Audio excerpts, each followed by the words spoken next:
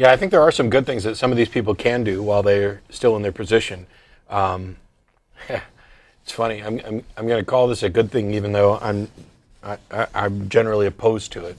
But they are in a position where they can soften the edges of. And that's one of the things that they talk about in here, that they stay so they can liberalize their church. At least the liberals do. Yeah, and while, I'll admit all day long, I'm happier to live in a society with liberal theists than I am the literal fundamentalist theists. Mm-hmm.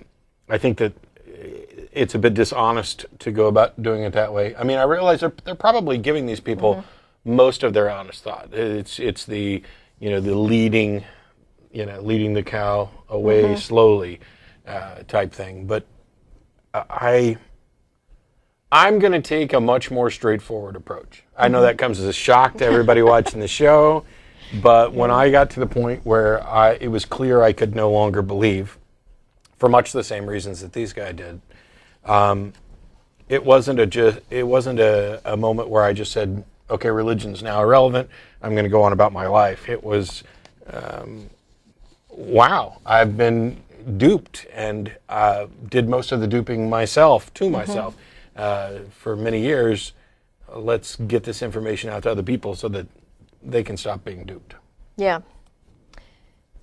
So that's one of the things that they say they're trying to do is push their parishioners toward more liberal, compassionate, rational, and tolerant beliefs. And some of them actually express this belief in belief, and we see this in our email a lot. They believe that faith has value to some people, and they don't want to take that away.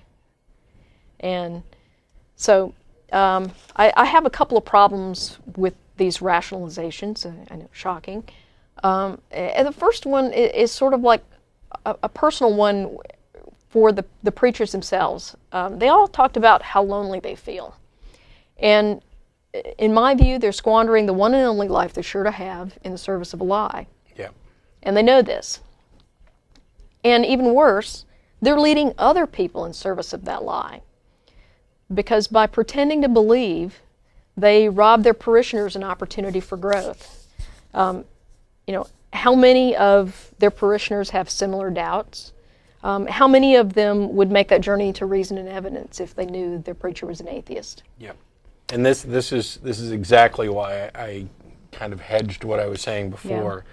I think they can do some good there. The question is it outweighed by the potential harm? Yeah. How are each one of you going to feel 20 years from now when you find out that a handful of kids that you helped teach while you knew you were lying grow up to become ministers and keep spreading the lie? Or perhaps, I'm not sure which is worse, for them to grow up and become ministers and continue to spread the lie, or for them to grow up and become ministers and get stuck exactly the way you were, to where now they're a miserable wretch who is leading other people to potentially have to do it. You've got to break the cycle.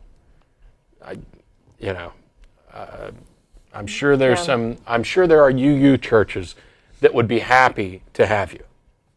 At a minimum, if you can't do anything else, you can find a Unitarian Universalist church that would probably take you. Well, yeah, and if our email is any indication, you guys have lots of parishioners out there who have similar doubts, and in a lot of cases, it's almost heartbreaking getting some of these emails from people who are terrified that they're going to hell. So, I mean, if nothing else, coming out as an atheist and telling them they have nothing to fear from hell would be a huge service to a lot of your parishioners. But moving on, I think that this kind of points the way to some things that we in the atheist community, not just the atheist community of Austin, but the wider atheist community, there's some things that we can do to help. Kind of like what Matt was saying here. We can provide a safe community, a community that's safe for people to come in and, who are trying to escape religion. This is a safe place to come and express your doubts about your religion. Because not only are we not put off by talking about these things, many of us have made that same journey. So we can help.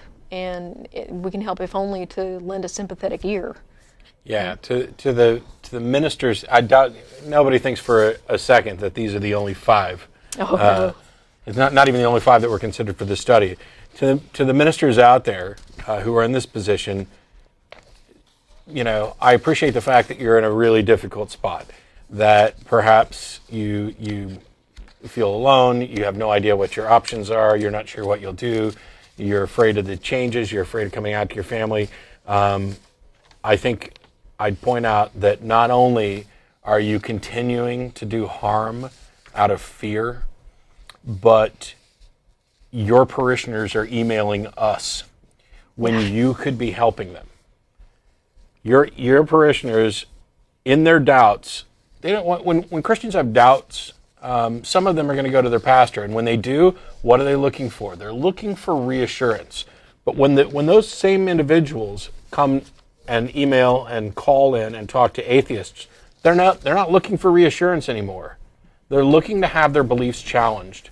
They're looking to get information that is not necessarily consistent with what they already believe, so that they can make a better determination. Now, they may walk away from a discussion with one of us further convinced that their religion is true and accurate.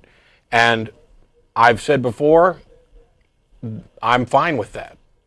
Reasonably speaking, if you come away after a discussion with me and your faith is strengthened, okay, you were probably a lost cause in the first place. Because I fail to see how, when I was presented with the information, it took a while to tear through the barriers that religion had built up in my own mind. And so I can understand that everybody's not just going to, oh yeah, hey, I just had an argument with this atheist guy, and now I don't believe anymore. That just doesn't happen. It is a lengthy process, and I get email constantly from people who are like, yeah, I got a clip of your show on YouTube, and then I watched a few more, and then I watched a few episodes, and I exchanged some emails with you under a different name a while back, and now I'm emailing to tell you, thank you, because your guys' show has really been, beneficial in helping me escape from religion, and I have a better understanding of things now. So I don't have any delusions about it happening instantly. But what I am concerned about is that you're in a position where you've stopped believing and you could help the other people. And to me, it is selfish and hypocritical to not do so in order to keep yourself safe and comfortable. It's the same fear tool that religion has used to manipulate people forever, only you are doing it to yourself. You are giving in and allowing this fear of the unknown, fear of being alone. Maybe it's just a matter of different character, because I came to a decision really very early once I started falling away from my religious beliefs. I would rather be alone and not believe lies than to be surrounded by people who believe lies and be fed platitudes all the time. I would rather not have my family talk to me if that was going to be the result. It's not. I would rather lose my entire base of so-called friends, because to me, anybody who's going to drop you as a friend just because your beliefs are different, probably not a friend in the first place. Yeah. That's... I was fine with it. If someone decides that they're not going to be your friend because you're an atheist, they didn't like you anyway. Your atheism is just the excuse they're using now to not talk to you anymore.